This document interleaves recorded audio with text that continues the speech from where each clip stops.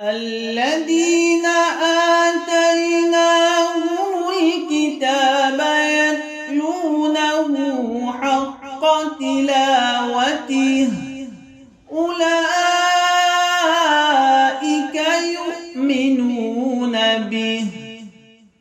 الحمد لله رب العالمين والعاقبة للمتقين والصلاة والسلام على أشرف المرسلين سيدنا محمد وعلى آله وأصحابه أجمعين.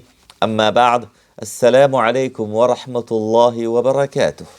Bienvenue à toutes et à tous dans ce cours Un jour, un juz. Et bi'ithnillahi subhanahu wa ta'ala, aujourd'hui nous allons parler du 27e juz du Coran. Le 27e juz du Coran qui commence au verset 31 de la sourate Az-Zariyat. Az-Zariyat qui veut dire qui éparpille. Verset 31 de Az-Zariyat et qui va se terminer à la fin, donc au 29e verset de la sourate Al-Hadid, jusque la fin de sourate Al-Hadid. Dans ce juz-là, nous avons donc la fin de la sourate Az-Zariyat, l'intégralité de la sourate At-Tur, le mont Sinaï, de la sourate An-Najm, l'étoile, de la sourate Al-Qamar, la lune, de Ar-Rahman, le tout miséricordieux, de la sourate Al-Waqi'ah, l'événement, et donc de la sourate Al-Hadid, le fer. Allah subhanahu wa ta'ala, il commence ce 27e juz en disant قَالَ فَمَا خَطْبُكُمْ أَيُّهَا الْمُرْسَلُونَ. Alors Ibrahim dit, quelle est donc votre mission, ô envoyé? En fait, juste avant ce 27e juz, Allah Azza wa Jal avait commencé à nous raconter la fois où les anges d'apparence humaine étaient venus voir Ibrahim alayhi salatu wassalam pour lui annoncer la bonne nouvelle de la naissance de son fils Ishaq alayhi salatu wassalam. Et on commence donc le 27e juz dans la foulée par la question de Ibrahim alayhi salatu wassalam à ses anges. Il leur demande en effet pourquoi est-ce que vous êtes venus sur terre, le pourquoi de leur venue sur terre. Les anges lui disent qu'ils sont venus sur terre pour châtier un peuple pervers en leur envoyant une pluie de pierres. On parle là du peuple de Lut alayhi salatu wassalam. Après cela, sont évoqués respectivement Moussa alayhi salatu wassalam et Pharaon, les peuples de Ad et de Samoud et les peuples de Nuh alayhi salatu wassalam. Ensuite, et avant d'annoncer le but de la création de l'être humain et du génie, de insan et de jinnat, Allah subhanahu wa ta'ala, il parle de sa toute-puissance, du tawhid et de la prophétie. Enfin, il déclare solennellement que s'il a créé les êtres humains et les génies, c'est pour qu'ils l'adorent. وَمَا خَلَقْتُ الْجِنَّ وَالْإِنسَ إِلَّا لِيَعْبُدُونَ. Uniquement pour l'adoration d'Allah. Allah nourrit tout le monde et Allah n'est nourri par personne. Après commence la sourate Tur, le mont Sinaï. Allah avertit ceux qui ne croient pas en la réalité du jour du jugement que ce jour-là sera terrible. Le ciel et la terre trembleront et les montagnes s'envoleront comme du coton. Les mécréants seront précipités dans le feu de l'enfer. Ce jour-là sera un jour terrible pour les gens qui réfutent. Après, Allah annonce toute une série de bonnes nouvelles aux gens pieux, à qui il promet le paradis et toutes les délices du paradis. Les gens ignorants rejettent et heurtent ceux qui leur veulent du bien, en leur donnant des bons conseils par exemple. En particulier les Anbiya alayhi salatu wassalam, les prophètes alayhi salatu wassalam.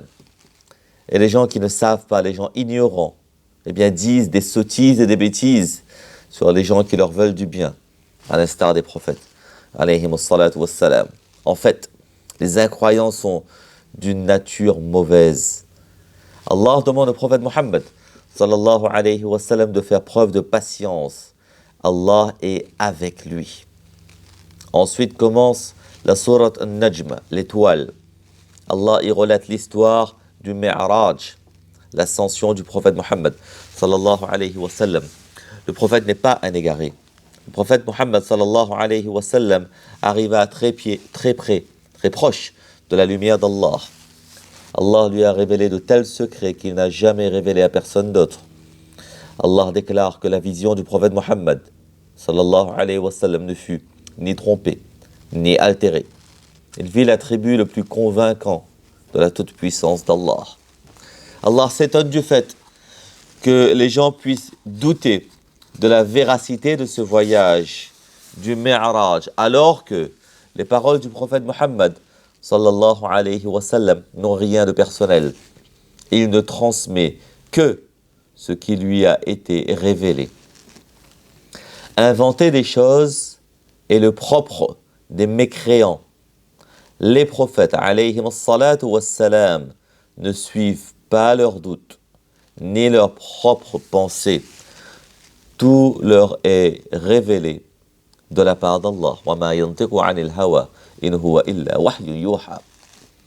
Allah dénonce les idoles et le fait que les mécréants lui donnent un fils, donnent à Allah un fils. Et enfin, Allah parle de ses signes et on ordonne qu'on lui adresse les louanges. Après Najm, la sourate Qamar, la lune, peut commencer.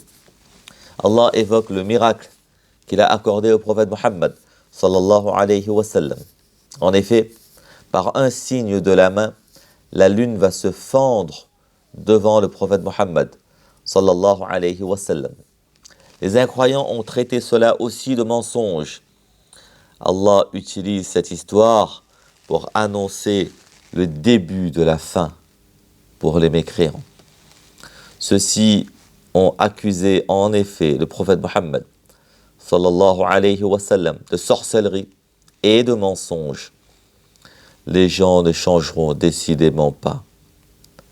Et après avoir été maintes fois avertis, ils seront bientôt défaits. Allah couple cette histoire avec des scènes de la résurrection. Et en guise d'éléments de réflexion, Allah propose le souvenir des peuples de Nuh alayhi salam, de Ad, de Thamoud, de Lut alayhi salam et du pharaon Pharaon.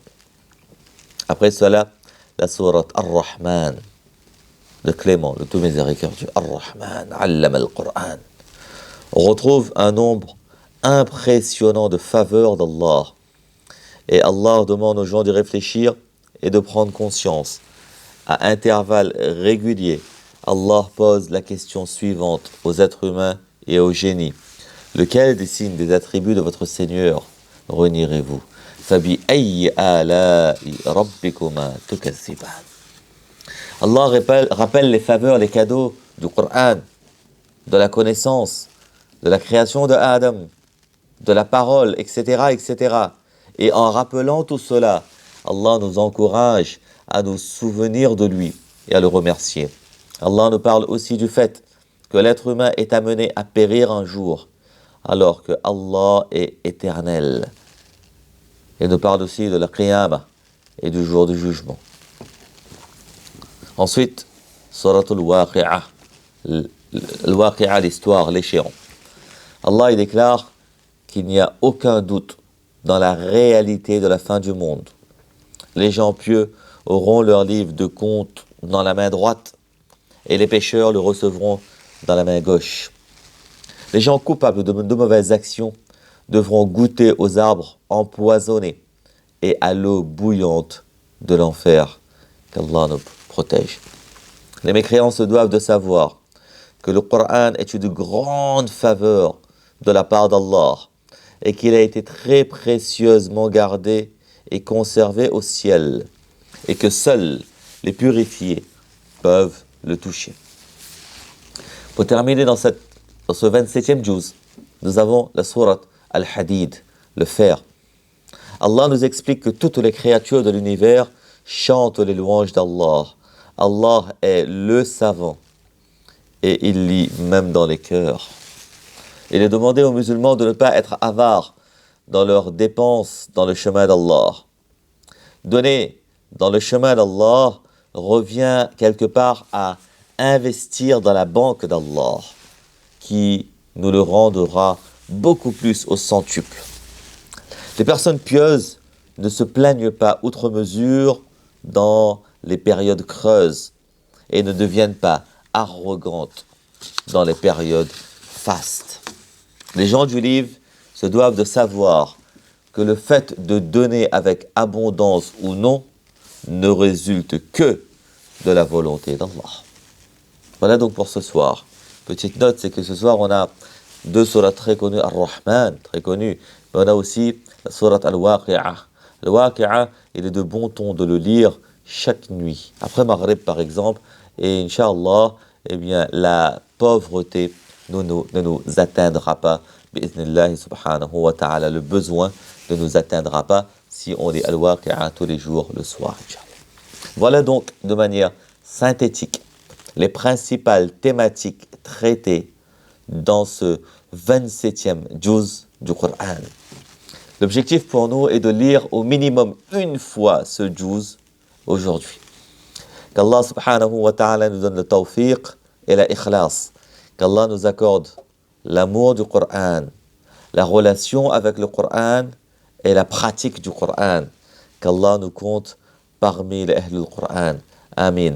وآخر دعوانا أن الحمد لله رب العالمين فجزاكم الله وبارك الله فيكم والسلام عليكم ورحمة الله وبركاته.